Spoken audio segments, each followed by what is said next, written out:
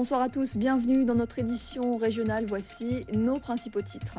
Les négociations annuelles obligatoires, liste conduite par Alain Plaisir, ce sera dans nos échos de campagne. On débute avec les négociations annuelles de branche du secteur agricole cagné. Les discussions relatives à ces primes de transport. Les précisions de Pascal Firmin, c'est le représentant CGTG. Il est interrogé par Patrice Gonfier et Ronnie Maletti. Et notez que l'on connaît désormais le démarrage de la récolte sucrière. Ce sera le 10 février pour la Guadeloupe et le 3 mars pour Marie-Galante. Les prévisions de récolte en 2010 sont de 835 000 tonnes. Restons dans le domaine agricole. La production de la banane a beaucoup évolué depuis ces 10 dernières années. Les producteurs ont beaucoup moins recours aux pesticides. Dans les plantations, on en revient aux méthodes naturelles comme la jachère et la rotation des cultures.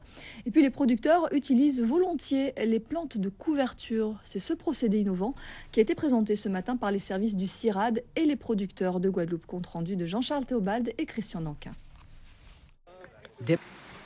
L'établissement français du sang a célébré aujourd'hui son 10e anniversaire. La structure, ce sera probablement le cas pour l'EFS de Guadeloupe-Guyane qui devrait y parvenir d'ici 3 ans. Voyons ensemble ses missions et ses moyens avec Éric René et Paul Labéca. Allez, direction les îles du Nord avec ce vote historique dans la partie hollandaise de Saint-Martin. Les citoyens ont élu pour la dernière fois les représentants du Parlement de Curaçao, le Parlement des îles néerlandaises. Pour rappel, en octobre prochain, Saint-Martin accédera à l'autonomie. Côté résultat, le parti en place a trusté les 3 sièges du Conseil. Le reportage de Jean-Pierre Vétois, le commentaire est signé Robert Gaspard. On évoque Haïti à présent avec Éric Chimfi qui nous a rejoint. Bonsoir Éric. Bonsoir Laetitia. Alors vous avez passé une semaine en Haïti, vous êtes rentré hier soir. Le bilan tout d'abord que l'on peut dresser sur les décès, les blessés et les évacuations.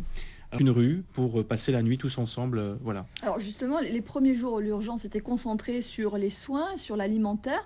Aujourd'hui, cela reste le cas encore, bien évidemment. Mais le logement apparaît véritablement comme un souci majeur aujourd'hui car la population vit dehors, dort dehors. Oui, effectivement, les gens, il n'y a pas de toilettes publiques, je veux dire, je vous laisse imaginer.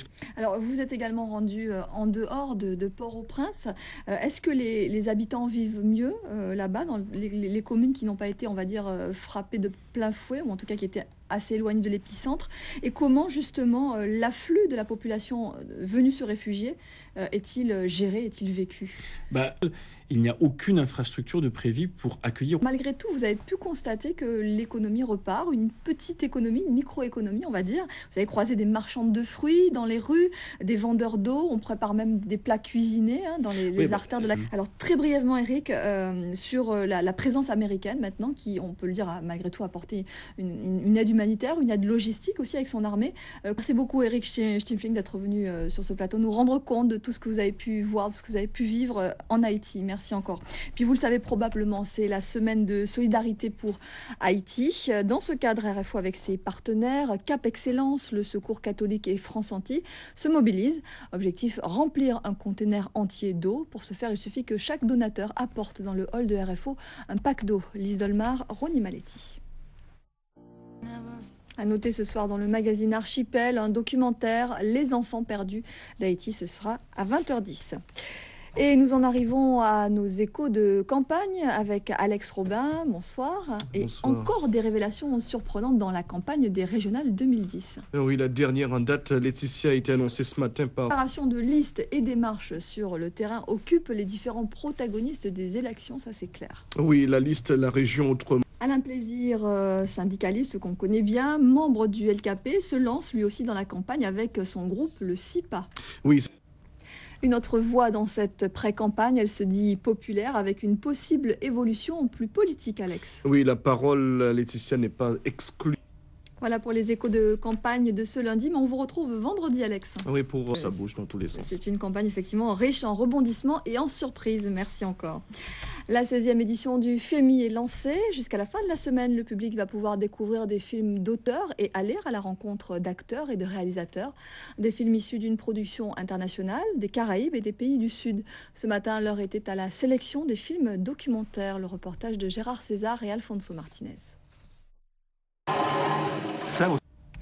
Voilà, juste pour vous dire que demain, dans le cadre de ce FEMI au Ciné-Théâtre du Lamentin, ce rendez-vous à 20 h, une soirée spéciale Âge d'Or, cinéma antillais, avec la projection de La Première étoile de Lucien Jean-Baptiste, en la présence de la comédienne Firmine Richard. Et puis, à la salle Robert Loison, au Moule, une soirée hommage à Eusanne Palsy, également à 20 h. Voilà, l'info revient demain à 13 h avec Éric Rayapin. Dans un instant, Archipel consacré à Haïti avec ce documentaire intitulé Les enfants perdus d'Haïti. À 21h15, Cold Case, 2 épisodes. Merci, très belle soirée et à demain, 19 h.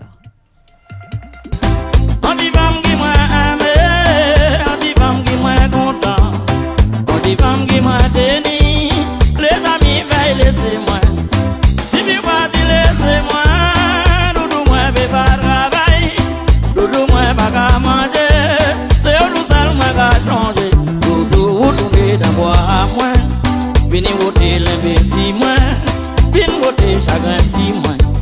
Lembe ora kachouye moi, boude parole à mon, boude parti laisser moi. Doudou moi pas qu'à manger, doudou moi pas qu'à dormir. A gamende au cinéma.